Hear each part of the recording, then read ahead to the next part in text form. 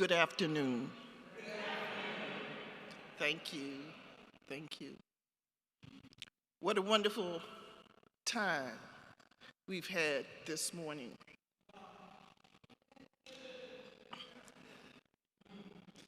I need to tell you, the Eastern Virginia Association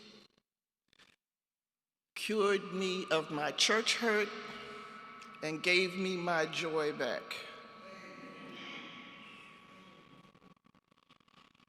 And I want to thank Reverend Dr. Yvonne Delk for crossing the country to be with us here at Plymouth UCC today and tomorrow for conference leadership. Reverend Dr. Yvonne Delk, as we know, was the first Black woman ordained in the United Church of Christ and the second woman to hold a national leadership role in our denomination. She's contributed to many programs that focused on ecumenism, racial justice, anti-poverty, and the full inclusion of marginalized persons in religious life. She continues to mentor other women leaders and to advocate for LGBT participation in church leadership. And we just have to say, we give thanks.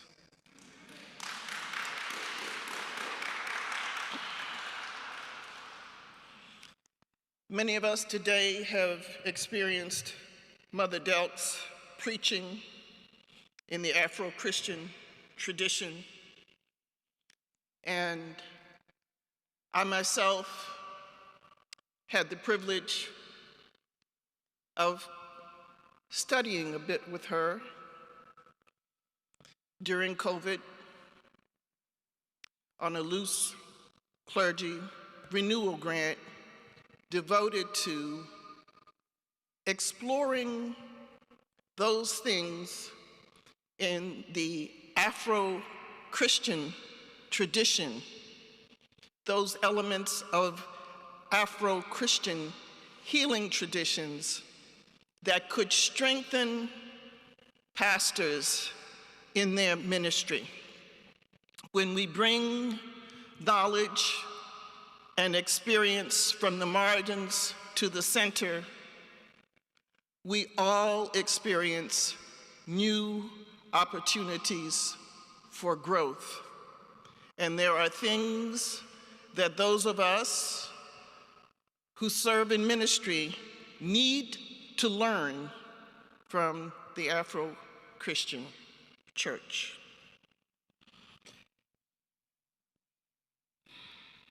I want to read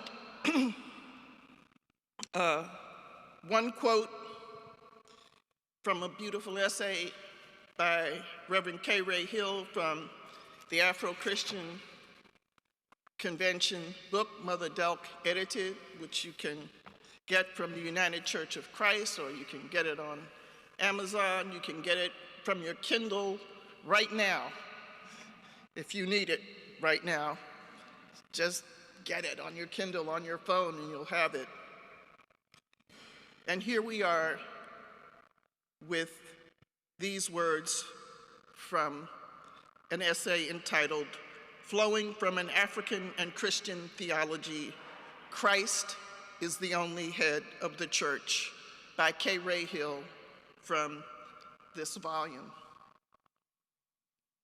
Theology evolves out of context, and the Afro-Christian tradition represents the sacred confluence of African religions with Christianity that heals as well as empowers. As an indigenous American church, the Afro-Christian Convention shows how an African worldview converted Christianity to itself. The result is a commitment to foundational Christ-centered principle linked to a holistic African perspective that nurtured dignity, self-determination, and a fierce independence in response to the challenges of racism and oppression in the church and in the world. And with that, I give you Reverend Dr. Yvonne Delk for a dialogue. She very much wants to be engaged with us. She'll lead us, and there will also be spaces for engagement. Welcome, Mother Delk. Thank you, thank you, thank you, thank you. I want to say that the sermon that I offered today, having to do with what happens when we betray the very centered understandings of what it means for us to be the people of God. The story of the Afro-Christian Convention is the story of an African people who were brought here in 1619. It is a story about survival in the midst of racism and racial injustice. And it's a story about the role of the church in enabling a people to survive in the midst of it. And in order to survive, we had to, at least the mothers and fathers of the Afro-Christian Convention, had to hold on to something that anchored them deep in their hearts, minds, and spirits. And it was their connection to the motherland of Africa. Their meeting place with God did not take place in slavery. It took place in the motherland of Africa. They already had a way of knowing and believing that existed before they were taken from their homeland and brought into a horrible reality of inhumanity, enslavement. You want me talking to that or this? Talking to this one, okay. Oh, all right. All right.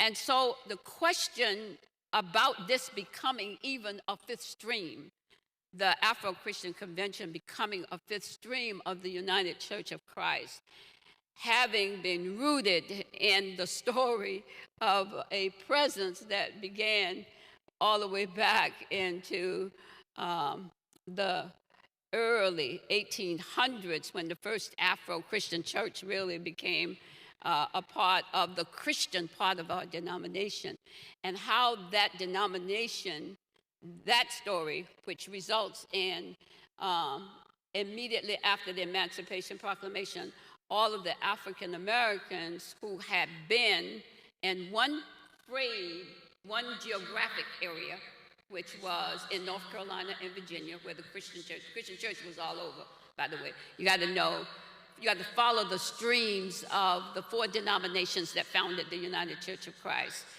And the Christian part of it is one part of it. And it's really one part of it that feels overly neglected in the flow of our understanding of the streams that we thought were four. But the Afro-Christian comes out of one geographic area of the Christian stream, and that was the Christian convention that brought all of the Christian churches together in North Carolina and Virginia. And of course, the horrible reality of the North Carolina and Virginia conference of the Christian church was the fact that many of the pastors in the churches were deeply embroiled in slavery, and that they were, in fact, owners of the very plantations that were holding human beings in enslavement. And it was the issue of slavery that was the big issue sitting clearly in its life. And here were an African people stolen from their homeland, bought and forced to, in fact, be treated as human cattle in the midst of it. And so immediately after the Emancipation Proclamation, all of those churches and many of those who were in fact worshiping in balconies before that extracted themselves from their masters, and especially took themselves out of a context in which they had been treated like they were inhuman, and formed their own church, formed their own denomination, if you will. They pulled up out of it. And so here you had, in North Carolina and Virginia, white Southern Convention, and you also had a black Southern, what I would call a denomination that was existing, because it brought together over 300 churches that were forming right after the Emancipation Proclamation, over 250,000 members. There were organizational empowerment for the men and women, because the idea was we had to survive. We were going to have to survive. And so organization was important, our faith was important, and enabling the whole understanding of family was going to be important too. And so it separated itself, had its own printing press, printed its own materials, the Sunday school materials, all of that. It had our own relationship to the Caribbean and to Africa, so missionaries were going back and forth to connect to the Caribbean and to Africa as well. It really functioned separate and apart, removed itself out of a vision of enslavement in order to self-define in terms of its own understandings of the world that God intends. And their basis for that was really rooted in the homeland that they had come from. Their belief system was there. They brought that belief system to them, inspired though by what had happened in the Christian part of the denomination, which basically had 5 cardinal principles. One saying, Jesus Christ is the only head of this church. Jesus Christ is the only head of the church. And so the story of the fifth stream is rooted in the context of what happens when the very faith of a people becomes distorted and become compromised by, in fact, inhuman treatment to another. And so while the book, it flows out of that, what I was speaking to this morning is, in many ways, even though we've come a long ways from the moment where those mothers and fathers found themselves trapped in an inhuman system, we in the United Church of Christ, many eons ago, and even the fact that we have to say, how and why did it take so long for the United Church of Christ to even recognize this entity that was in its midst? This convention that came into being in the late 1800s, organized now with churches, organized with ministries, organized with an international connection, on printing press, all of that. And yet it never saw them in their strength. It only saw them as objects of their mission. Now that's another whole reality that we are dealing with in the context of today. And that brings me with the story to today and the dialogue today of who we are and what it is that is making it so difficult for us to really find our way to becoming the beloved community. And a part of it is, for me, our inability to face the truth about who we are.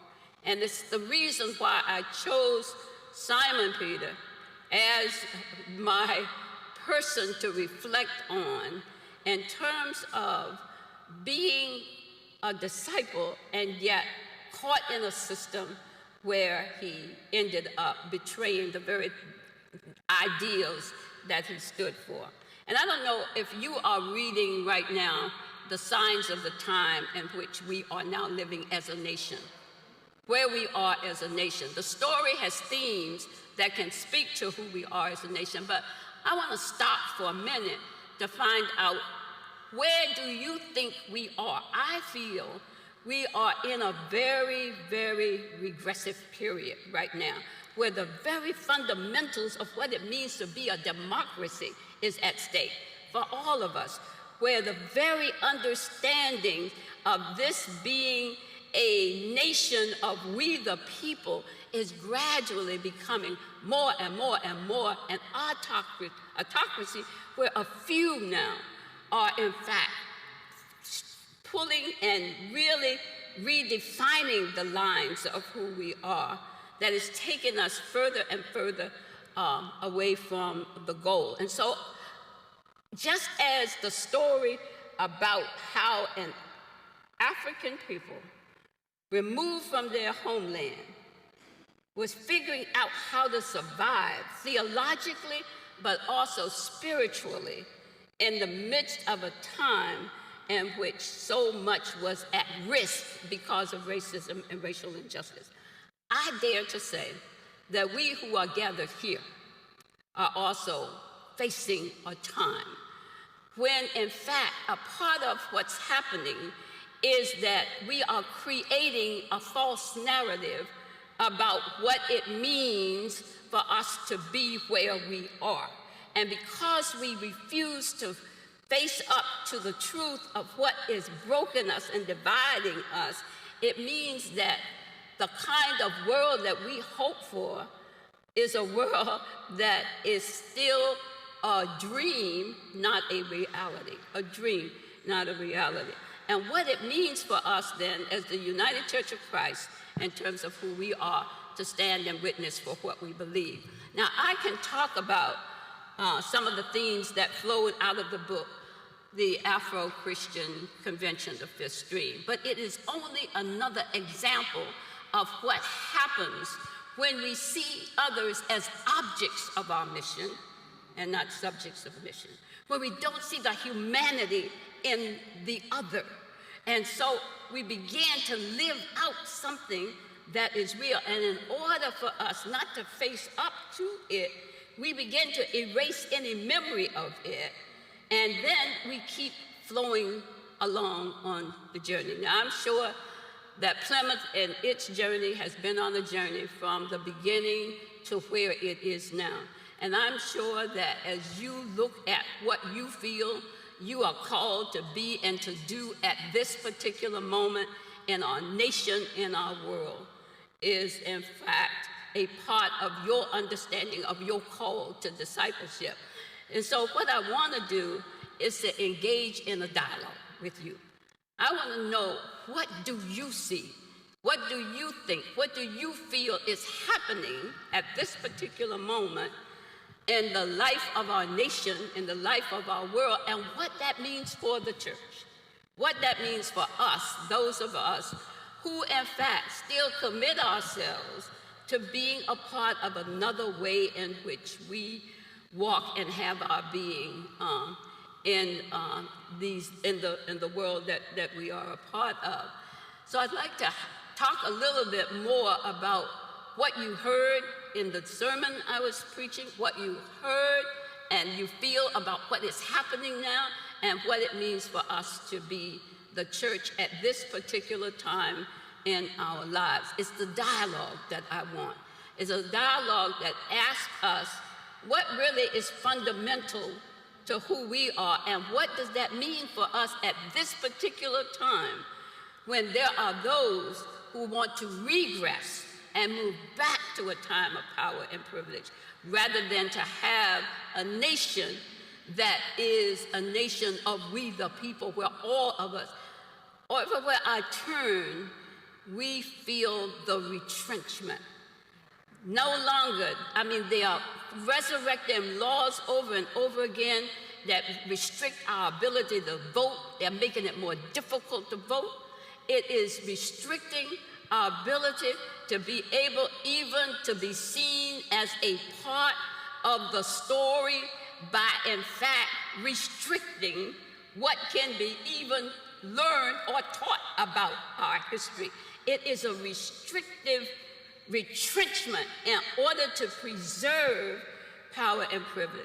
And it is threatening not only those of us who feel caught in this, but it's threatening all of us who in fact feel that we see a different narrative about what it means for us to exist in these times.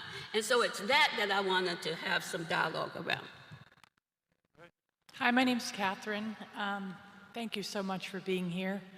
I felt so enveloped by your love and welcome.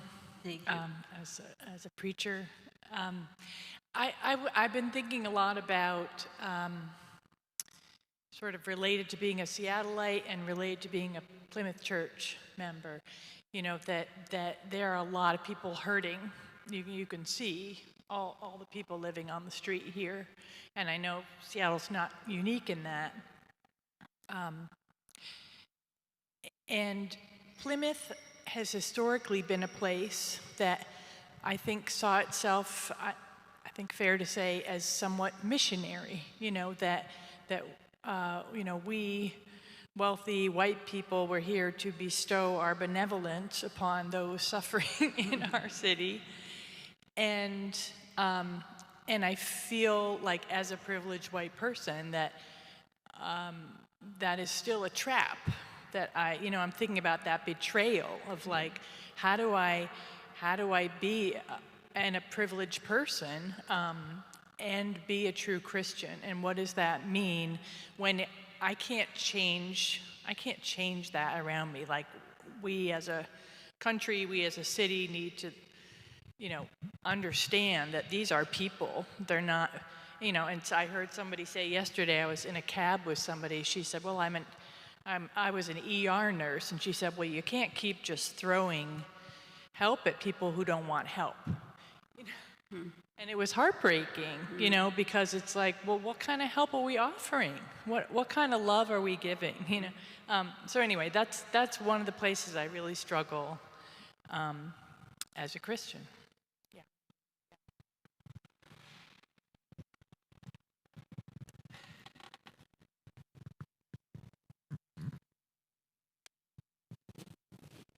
Let me say then, in the midst of this moment, that betrayal means that we opt to, in fact, be silent and allow a basic narrative that basically says they are responsible for their own destinies. They are responsible for, in fact, deciding how they can pull themselves up by their own bootstraps. And the issue is not me. And the question for me continues to be how we find the courage. How we find the courage to basically say that because we have benefited, and for white power and privilege in America, because we have benefited from that system, and we still gain something from that system, we're not willing to oppose it.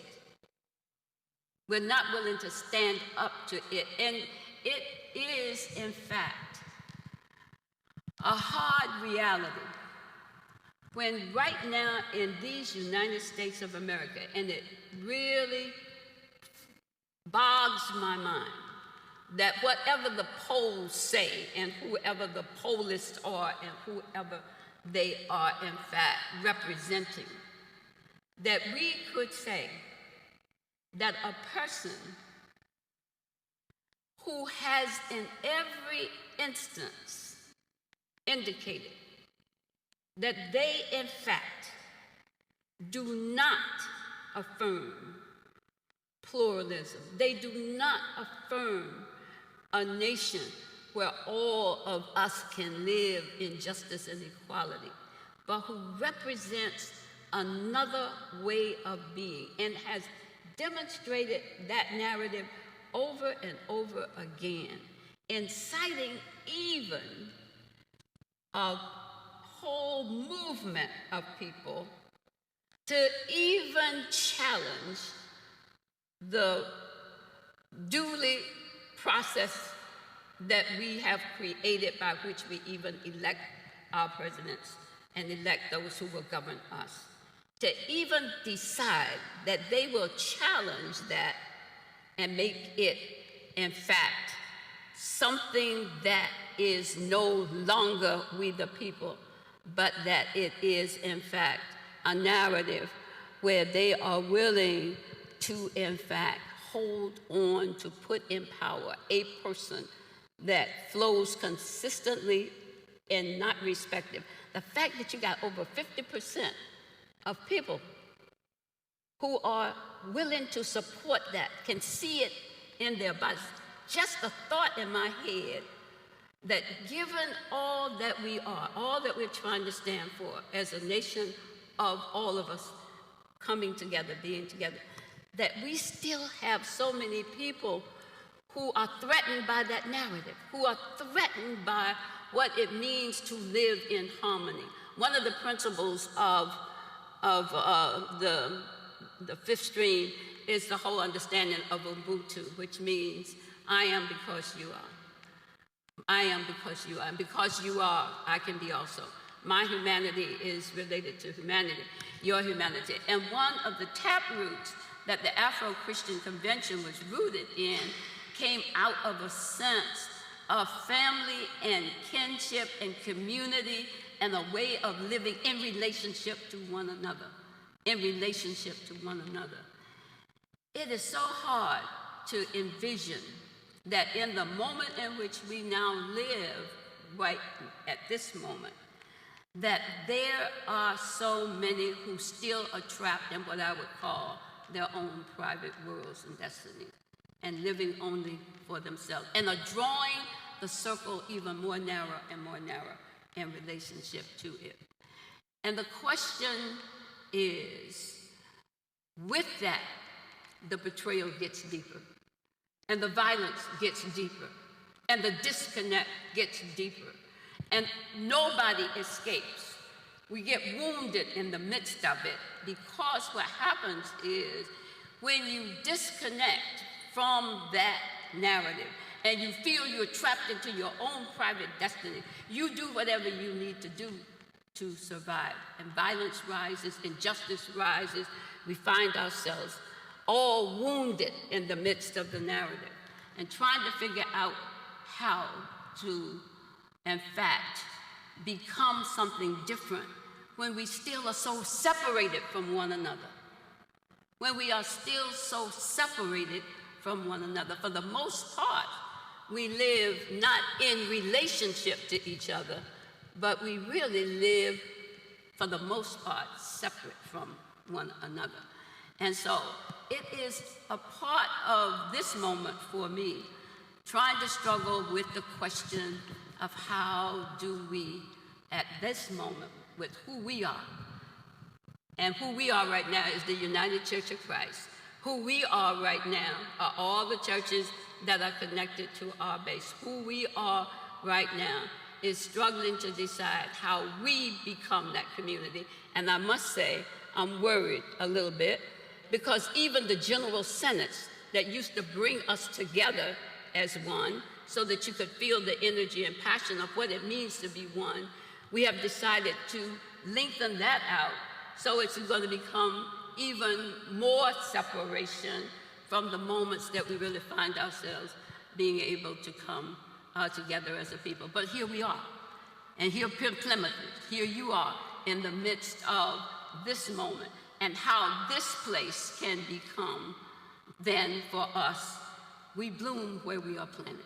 We stand and represent what we represent with all that we have. And the challenge is how Plymouth in Seattle, Washington, along with New Macedonia Afro-Christian Church in Norfolk, Virginia, can become the place where we witness to another reality, where we're willing to be out there standing and witnessing, where we develop relationships, where we can, in fact, have our voices heard in order to, in fact, keep fighting for that vision of a beloved community, Dr. Delk, I'd love to know, of course, being a pastor in a local church, I have my own view and perceptions about what's happening. But I'm looking at us denominationally, and we are shrinking. Yep. We're not the only denomination, but we are shrinking. And there is something, I think that people want to know how to fix it, and I'm not sure there is a fix. But I do believe that if there is something leaning toward a fix, that you might have it. And part of what I suspect is up under what you're talking about, this individualism versus collectivity. Right. And I think we say those words in the context of churches, but we are often hot and cold. What the scriptures say, if you're lukewarm, I'll spit you out. I think we can do the individualism, but do it in a way that looks like the beloved community. So we still want our kind of music. Right. We still want our, where's Sunday school? All of the things that make me happy personally, and then I have another friend that it makes happy, so then it's collective. No, how can we draw out a story of beloved community where we can see that some of our individualism is really about preference and ego, and that if we are seeing a shrinking, it's really more a result of the choices that we make around that than this sort of outward, worldly, sort of adversarial thing that we believe may be happening. What will turn us so that we can make some real decisions around that? Because I'm thinking of Toni Morrison's statement around distraction and racism. And sometimes it's like, well, we've got a black pastor, we have a black person on the piano, we're doing pretty good over here. But then if you check in with those folks, how will they be experiencing what they're going through in those contexts? So I would love to hear what's the desert of the real. Again, for me, the taproot is here. And the taproot for me is, in fact, beginning to see and feel in the depths of our being that the way of healing and wholeness can only be found in community with and in relationship to others. That the more we withdraw, the more we isolate, the more we define ourselves out of relationship to one another, the more we begin to continue that narrative in which we are, in fact, trapped. And I feel that in the United States of America right now, we got a lot of people who are desperate, who are feeling that they are losing something. That the narrative of a whole people, the narrative of us all living and working and becoming a complete human entity together means that I lose something, not that I'm gaining something.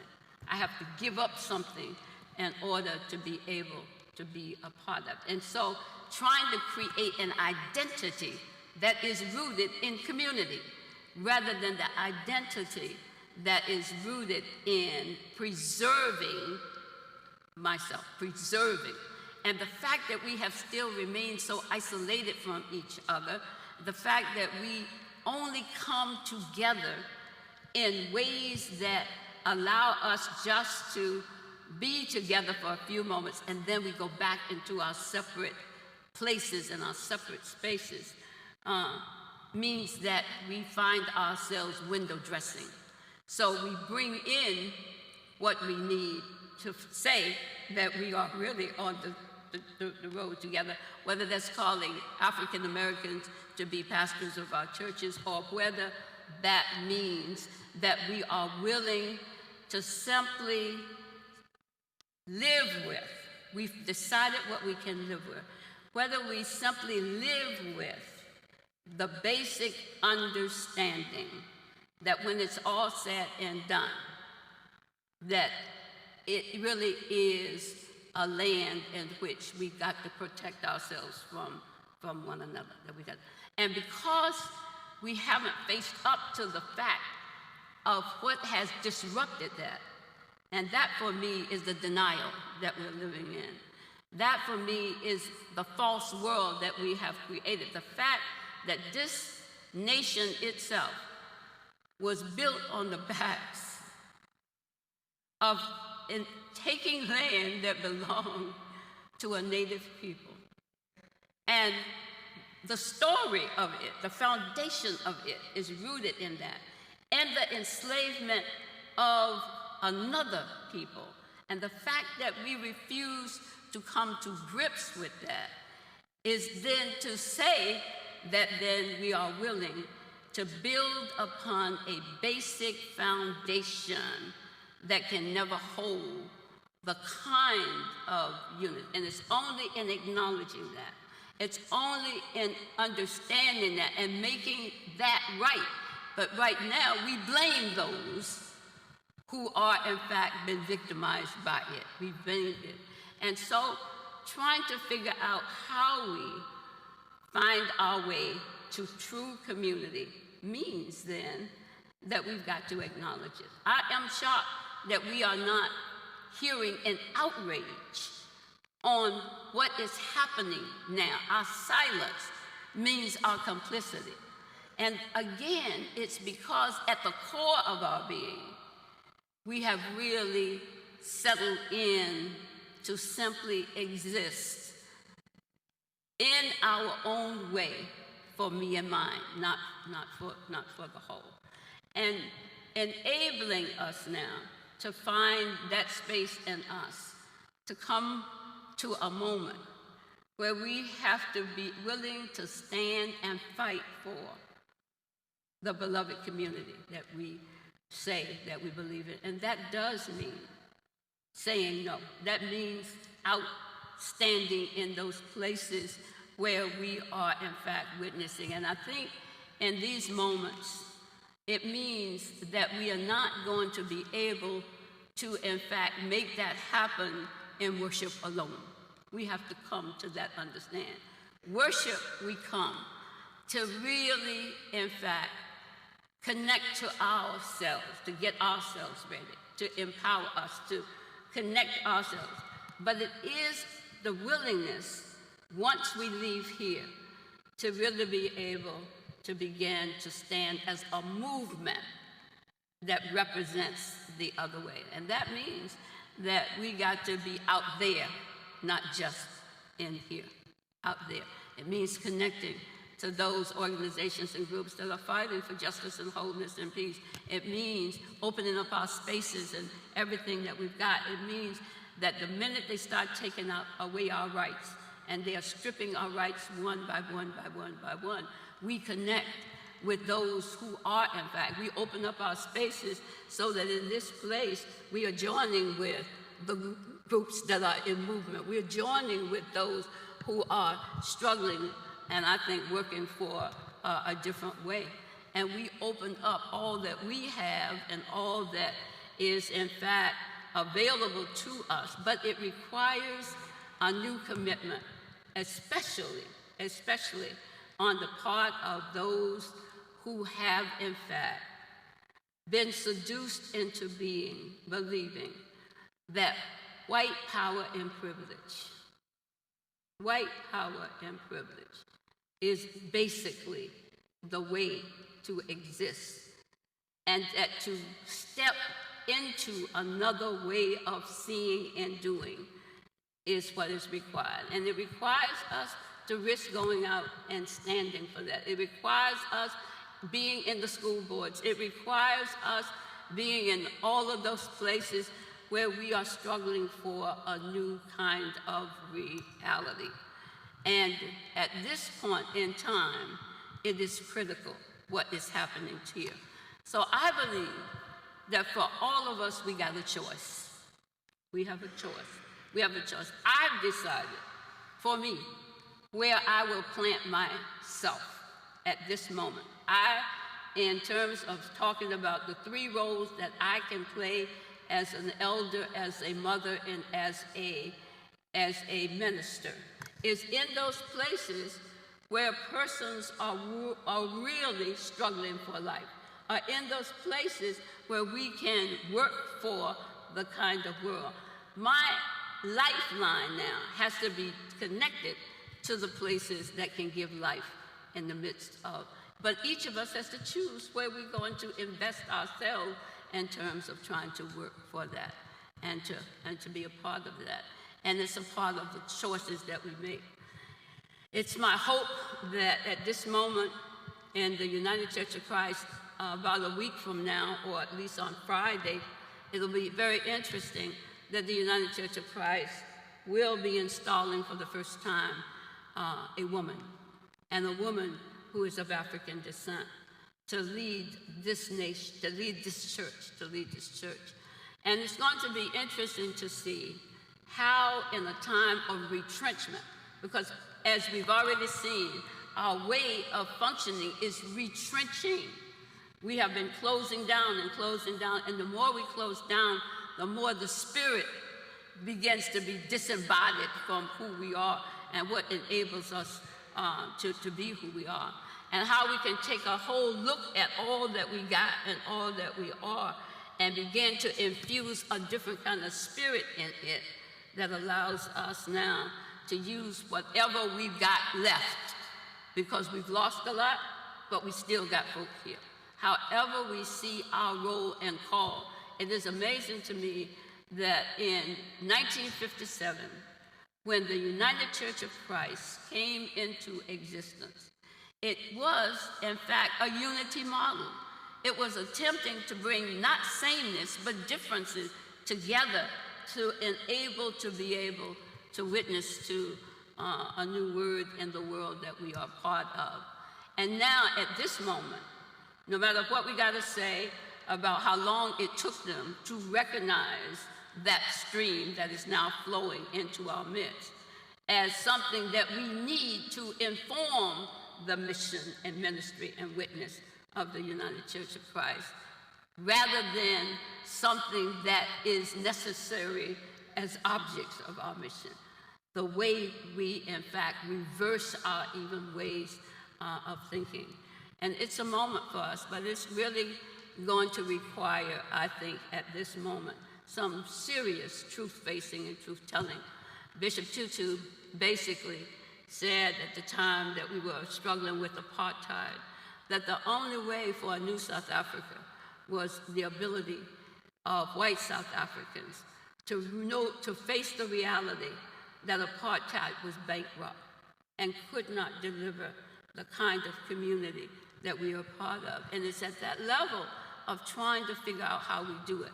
That's why we offer Franklinton Center as a sacred ground and space for folk to come together from all across the life in order to reconnect to a place where we can, in fact, really become community. And it's what we do. Wherever we are, we use the spaces where we are to be and build that kind of understanding of community and to work for that in our witness as well.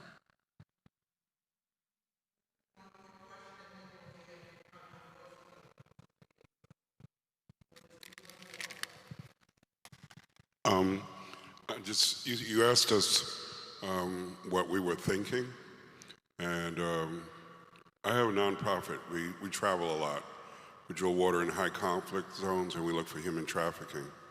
So I work a lot when I come home with young people. I'm a former law enforcement officer with gang unit and NYPD. And one of the things I wanted to ask you is, when we have this conversation, we're talking among us as mature adults.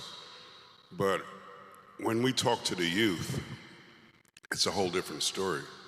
Because now my grandmother said, she was a very religious woman, she said, in Revelation, it said the seventh seal will be broken, and all secrets will come out. So now Google is our children's God. Yeah. And they can ask God anything, and God tells them without reservation. Now they can find out about Henry Ford financing Hitler, the Prescott family. And I just had some kids throw this in my face because my crew is in Maui, and they want to know why the president, this is what, there are over 500 children missing in Maui right now.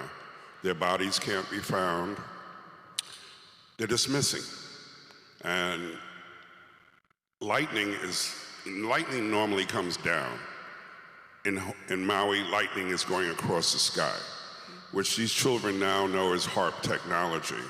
So it's very hard to sit down with these children, I want to say children, young adults, and talk to them about Christ when they're looking, they have all the information, they have the facts. I have stuff thrown at me like about, what about the Council of Nicene, how they flipped the Bible? What about Leonardo da Vinci's version of Jesus Christ?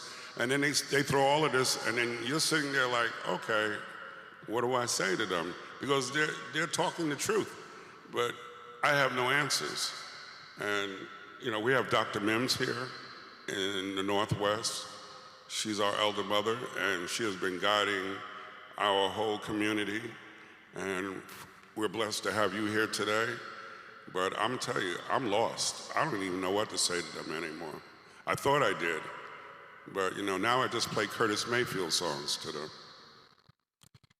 And that is one of the reasons why, as an elder now, it is my responsibility to keep reaching for our young, to keep reaching for young people who now have grown up in another whole world view that they, in fact, are part of, and another whole understanding that has disconnected them from some of the core values that we hold.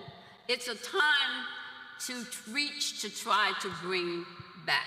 And that's why what we're doing at Franklin Center is important. One of the ways in which we are now moving is to invite, to bring back to that space, our young folk, to invite them to come and to be reconnected to the values that we have. Now, how are we doing that? How are we doing that? In our churches, in the Afro-Christian convention, we still have youth ministries. We still have youth programs, and we still have young people who are involved through the arts, young people who are involved through music, young people who are involved through sports, young people who are involved in a variety of ways, to really reconnect to that by offering that space as a space where they can come first just to be where they are on the journey. So when we offer sports, Franklin Center becomes the place where groups can come for sports activity, where in fact basketball games are happening, where in fact young people are coming to engage at a level that they can reach for. And in that place where their entry level is, to begin to reconnect them in that moment to what it means for us through sports or through drama or through music to really begin to look at what are the values that we are living and to have that be an opening space to begin it. So we invite them to come where they are. We haven't asked them to sign up to be, in fact, Christians. We haven't asked them to sign up to be, in fact, saved and baptized, but they enter where they are. And as they enter that space, then we began to have dialogue about what it means. Most of them know that they are a part of a system where they are losing young people each and every day. Most of them know about somebody who's died or who has been shot, somebody who has, in fact, been taken down by guns or gangs or violence in their midst. They also know that. And so we offer another way for us to be in relationship to one another. I was so impressed by Coco Gauff. I was so impressed from the moment that I watched her, in that moment where she was able, through her commitment to sports, or I watched especially what it meant to talk about our gymnasts, who in fact found a way to take time out to begin to take care of herself in the midst of a moment where all that she was about got turned upside down, and took some time out for health and healing. Our young people connect to what they are also seeing. And so for me, it is rearranging the spaces that we have to allow then us to reconnect to our young people. And I, as an elder in that setting, or I, as a mother in that setting, have not come into that setting to save their souls, but to offer them another opportunity to be in a relationship where we can figure out how we are able to walk together and to move together. And I think at this moment, what we see and what they are also seeing is that, in fact, a lot of death and destruction is also going on in the midst. These are young people. As a matter of fact, my nieces and nephews, I'm the matriarch of my family, and I have about 25 nieces and nephews and great nieces and nephews. And they also don't want to become a victim. They want to figure a way, and they are looking for ways to connect in a different way. And so we invite them to come with their questions. We invite them to come with their anger. We invite them to come with their sense that the church has betrayed them. We invite them to come where they are in the midst of it and start a relationship. I want them to feel that this is Mother Yvonne and that I'm here in the midst of this wilderness to walk with them in the midst of where we are. Not all will come, but for those that will, we open our spaces and our hearts to begin to walk with them in a world of technology, in a world of great losses, and at the same time, in a world that still has a great deal of hope for who they are and who they become. But for me, it's about relationships. It's about the ability to walk with each other on the journey that we now find ourselves in, and to open our spaces up to be connected to as many areas and disciplines as we can for ways in which we, in fact, try to figure out what it means to be the beloved community. But it is the fact that I know when I was growing up, anybody in my community could put their hands on me. I know now we don't have that kind of community anymore. And yet, I believe that we got to still keep working for that kind of community. And so we claim space, and we then invite and bring into that space all of them, all of the family that needs to be in that space that we can, in fact, work. But it is not in order that we can save them from something, but it's about helping them to be in relationship to something that will help them walk and move. Let's honor Reverend Dr. Yvonne Delk. Thank you so much.